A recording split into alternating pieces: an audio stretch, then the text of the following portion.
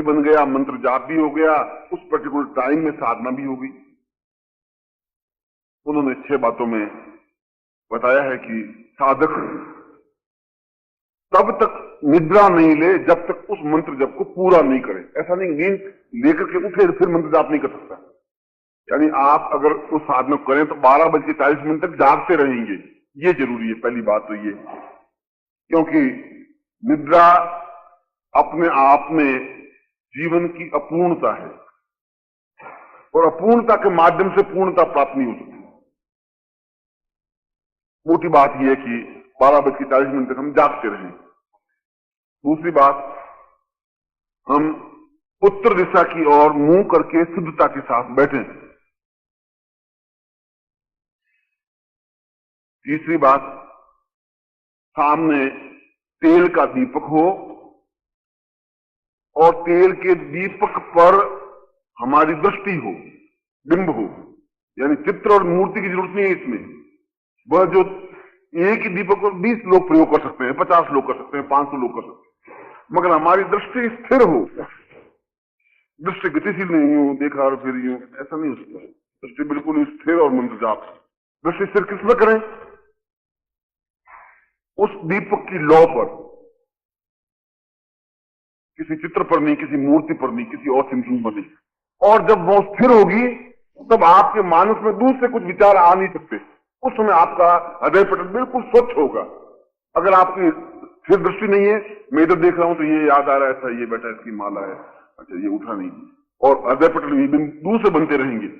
मगर जब एक पॉइंट पर मेरा ध्यान केंद्रित होगा, दीपक की लौ पर होगा, तो फिर दूसरे कोई बिंब होंगे नहीं। उस समय वो टेलीविजन का पर्दा बिल्कुल साफ होगा। जो बिंब आएगा उस पर अंकन हो सकता है। अगर टेलीविजन के पर्दे पर आप रेत बहुत ज्यादा लगी हुई हो तो आप चित्र नहीं देख सकते साफ। और आपके हृदय पर भी बहुत ज्यादा कलुषिता है, छल है, झूठ है, इतना अधिक पर्दा है कि वो बिंब आएगा भी दिख नहीं सकता। इसलिए ध्यान मुद्रा एकाग्र होनी चाहिए, एकाग्रता होनी चाहिए, बिल्कुल सिर्फ माला की जरूरत नहीं है इसमें। न माला की जरूरत है और न कुछ दूसरे बखेड़ों की जरूरत है कि भाई लक्ष्मी का चित्र होना चाहिए, अबीर गुलाल होनी चाहिए, मौली होनी चाहिए, कुमकुम होनी चाहिए। ऐसा तो हिमालय में साधना करने वाले कहां चलाएंगे? और लक्ष्मी की साधना, और केवल संसार में लक्ष्मी की साधना ही ऐसी है जिनकी साधना देवताओं ने भी की है और मनुष्य भी कर रहे हैं और राक्षस भी किए। केवल यही साधना ऐसी है। बाकी तो शिव की साधना द्रविड़ों ने की, आर्यों ने की नहीं। आर्यों ने तो बाद में की। विष्णु की साधना आर्यों ने की, द्रविड़ों ने की नहीं।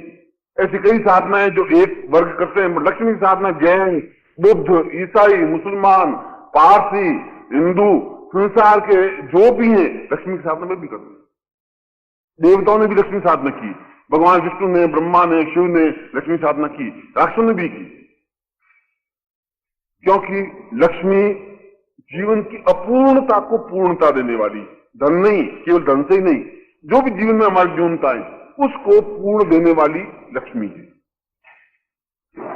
इसलिए उसके लिए उस पर ध्यान बिल्कुल एकाग्र करते हुए, और लक्ष्मी को अपने हृदय पर अंकन करने के 4 बीज हैं, 4 मंत्र हैं, 4 अक्षर हैं। इस पंखे को चलाने के लिए एक पर्टिकुलर अलग पॉइंट है। उस पॉइंट को दबाने से ये पंखा नहीं चल सकता। इस पंखे को चलाने के लिए तो केवल वही पॉइंट दबाना पड़ेगा और उस पॉइंट को दबाते ही पंखा घूमने लग जाएगा। हालांकि बीच में कोई तार दिखाई नहीं दे रहा है, उस पॉइंट का इससे कोई संबंध दिखाई भी नहीं दे रहा है, और नहीं दिखाई देने पर भी अदृश्य संबंध है। उस दीवार के बीच में तार आया हुआ है जो उससे इसका जुड़ा हुआ है। ठीक उसी प्रकार से जो बिंब वातावरण फैलता है उसका आपके हृदय से सीधा, बीच में तार नहीं है तो सीधा संबंध है। जो आप उस बीज मंत्र को बोलेंगे सीधा उस लक्ष्मी से अटैक होगा और लक्ष्मी सीधा इन्वॉल्व उसमें होगी ही। और जो ही लक्ष्मी का हृदय में स्थापन होता है त्यों ही जीवन में अपने आप ऑटोमेटिकली पूर्णता प्राप्त होने लग जाती है। पंखे की पूर्णता हवा देना है और हवा नीचे गिरना है इसमें, बस पंखे की पूर्णता इतनी है। और पॉइंट को दबाएंगे पंखा आने लग जाएगा, हवा आने लग जाएगी, चाहे तार बीच में लगा हुआ दिखाई दे या नहीं दे। ठीक उसी प्रकार से उस बीज मंत्र का उच्चारण करेंगे तो सीधा उस समय में जब लक्ष्मी का वातावरण में स्थान होता है उस समय पूरे विश्व में लक्ष्मी घूमती है। वो मैंने टाइम बता दिया 12:40 से 1:10। और वे बीज मंत्र हैं 4, श्रीम रीम रीम रीम रीम ऐं ओम। ये तो आपने देखा, वो श्रीम रीम श्रीम कमले कमलाले बोलते ही हैं।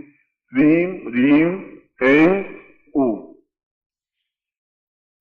श्रीमाली वाला श्री करके ऊपर बिंदी और र मिलाकर के ये की मात्रा बिंदी, रीम ए करके ऊपर लकीर और मात बिंदी, ऐं ओम तो है। ये 4 बीज हैं। इन 4 बीजों का उपयोग कैसे करें? सबसे पहले तो 12:40 पर बैठ करके हाथ पैर धो करके और बैठ जाए, शुद्धता से धोती पहनी हुई हो और अपने दक्षिण की ओर मुंह किया हुआ हो या उत्तर की ओर मुंह किया हुआ हो, सामने एक दीपक हो और उसके बाद में आप 3 बार ओंकार की ध्वनि करें, जितनी लंबी सांस तक खींच सके। उस ओंकार की ध्वनि से अंदर की प्लेट जो है, चित्त है, वो बिल्कुल स्वच्छ होगा। अंदर स्वच्छ करने का कोई झाड़ू हमारे पास है नहीं, कोई कपड़ा है नहीं। ओम की ध्वनि से ही स्वच्छ होगा, इसलिए ओम की जरूरत है। और उसके बाद उन तीनों बीजों का कंटिन्यूस उच्चारण करेंगे। श्रींग रिंग एंग श्रींग रिंग एंग श्रींग रिंग एंग श्रींग रिंग एंग श्रींग रिंग एंग श्रींग रिंग एंग श्रींग रिंग। आपकी आंख नहीं हिले और आपके शरीर का कोई अंग नहीं हिले, ये इसमें कंपन होनी चाहिए। यदि आप कंपायमान हैं तो 5 करोड़ मंत्र जाप करने पर भी कुछ नहीं होगा। यदि टेलीविजन के नीचे आप एक लगा दीजिए डंडा और टेलीविजन को हिलाते रहिए और आप चाहे फिल्म देखें, आप नहीं देख सकते। बस फिक्स होना चाहिए, स्थिर होना चाहिए। अगर वो स्थिर नहीं है तो नहीं देख सकेंगे। ठीक उसी प्रकार से उस समय आपका सारा शरीर स्थिर होना चाहिए। आंख की पुतली और शरीर का प्रत्येक अंग, तो कितना देर स्थिर रख सके ये आप पे डिपेंड है। आप कितना गहराई के साथ लक्ष्मी को अंकन कर सकते हैं। आधे घंटे में 5 minute, 10 minute, 15 minute, 20 minute, 25 minute,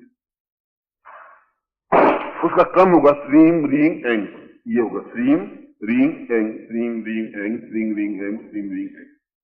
और यदि पलक झपकनी भी पड़े तो पलक झपकिए, मगर ज्यादा झपकने की कोशिश मत करें। जितनी कम से कम पलक झप सके उतनी झपके और स्थिर दृष्टि से देखने की क्रिया करें। बिना पलक झपकाए उस बिंब को देखते हुए इस मंत्र का उच्चारण करें। ब्रह्मा कह रहे हैं कि इंद्र, ये बहुत छोटा सा प्रयोग तुम समझ रहे हो, मगर ये अपने आप में अद्वितीय प्रयोग है। क्योंकि तुम ये देख रहे हो कि ये जो लट्टू है बल्ब है बहुत छोटा सा है, मगर इसमें बहुत तेज रोशनी आती है। ये सूर्य तुम्हें बहुत छोटा दिखाई दे रहा, पर इसकी रोशनी बहुत तेज है। इतने बड़े लंबे चौड़े हाथी को कंट्रोल करने के लिए कोई लंबा बांस की जरूरत नहीं है। एक केवल 6 इंच का जो अंकुश है बहुत है। उस 6 इंच के अंकुश से इतने बड़े हाथी को कंट्रोल कर सकते हैं।